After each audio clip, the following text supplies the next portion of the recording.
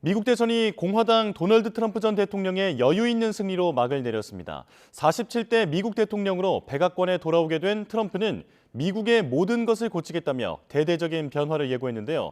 트럼프의 본거지인 마러라고 리조트에 나가 있는 특파원 연결해 현지 상황 알아보겠습니다. 이승윤 특파원. 네, 플로리다주 트럼프 전 대통령의 본거지인 마러라고 리조트에 나와 있습니다. 네, 지금 캄캄한 밤인데 지금 분위기는 어떻습니까?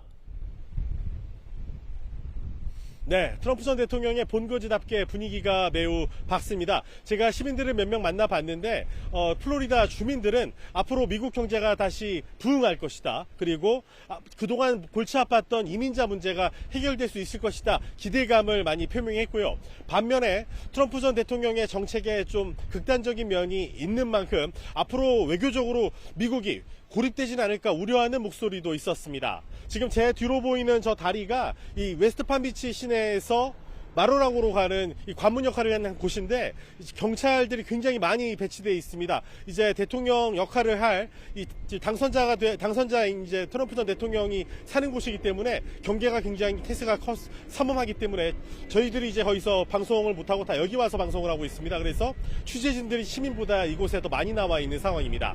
시민들은 이 트럼프의 당선에 환호하고 있고 판비치 도시 곳곳이 축제 분위기였습니다. 마로라고 리조트는 2019년 이후 트럼프의 거주지로 이용됐던 곳입니다.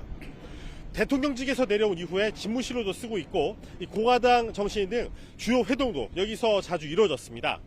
2021년 미 의회 의사당 점거 폭동과 관련해 2022년 8월 FBI가 이곳을 압수수색하며 트럼프가 분노하기도 했는데 이번 대선 승리로 이곳은 앞으로도 중요한 순간마다 배경으로 등장하게 될 전망입니다.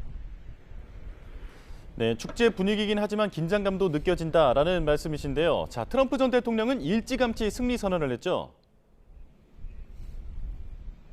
네, 그렇습니다. 긴장감이 느껴지는 이유는 대선 과정에서 두 번이나 일단 암살 위기를 넘긴 데다가 지금도 앞으로도 이제 위험이 닥칠 수 있기 때문에 이제 위기감이 고조되고 긴장감이 고조된다는 말이고요. 트럼프는 이 플로리다에 있는 마러라고 자택에서 개표 상황을 지켜보다가 승기를 잡은 것으로 판단되자 지지자들이 모여있는 이곳에서 약 10분 정도 떨어져 있는 웨스트 팜비치 컨벤션 센터로 이동했습니다. 멜라니아 여사와 아들 등 가족과 함께 무대에 선 트럼프는 이곳에서 대선 승리 선언을 하며 지지자들과 기쁨을 나눴습니다.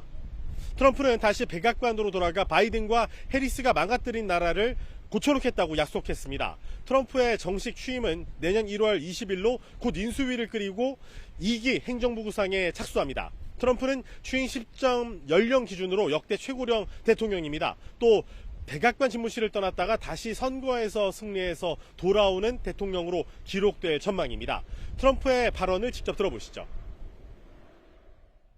We're going to help our country heal. We have a country that needs help, and it needs help very badly. We're going to fix our borders. We're going to fix everything about our country. And we made history for a reason tonight, and the reason is going to be just that. 트럼프 전 대통령이 다시 돌아오면서 앞으로 많은 변화가 예상되죠. 그렇습니다. 트럼프는 이 미국 헌법상 대통령 3선이 불가능합니다. 향후 재임 기간은 4년으로 연임이 불가능한데요. 그래서 주어진 시간이 딱 4년입니다.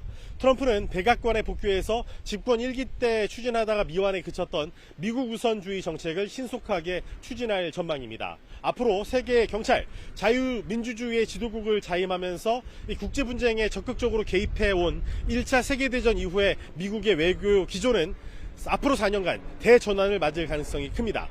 우선 미국 바이든 행정부에서 막대한 지원을 받아 러시아와의 전쟁을 2년 9개월간 끌어온 우크라이나가 앞으로 전쟁을 계속 이어갈지 중단할지 중대 기로에 서게 됐습니다.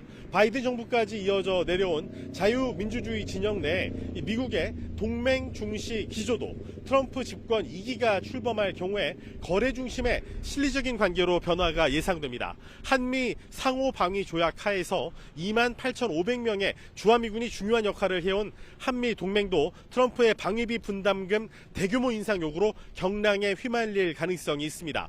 북한에 대해서는 김정은과 이 집권 1기 때 3차례 정상회담을 진행한 트럼프가 또 과감한 톱다운식 대북 외교에 나설 가능성이 있어 긴장이 고조되었던 한반도 정세에 변화를 몰고 올 가능성이 있습니다. 무역 면에서는 트럼프는 이 관세 확대를 무기로 하는 이 보호주의 기조를 대폭 강화해서 미국의 제조업 기반 재건을 도모할 거라고 공약해 왔습니다. 백악관 입성 이후에 이를 본격 추진할 경우에 미국과 FDA를 체결한 한국이나 유럽연합과의 파열음도 적지 않을 것으로 보입니다.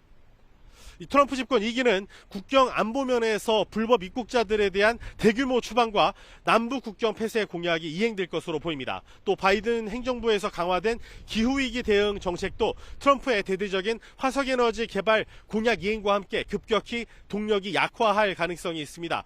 지금까지 플로리다주 웨스트팜비치 마로라고 리조트에서 YTN 이승윤입니다.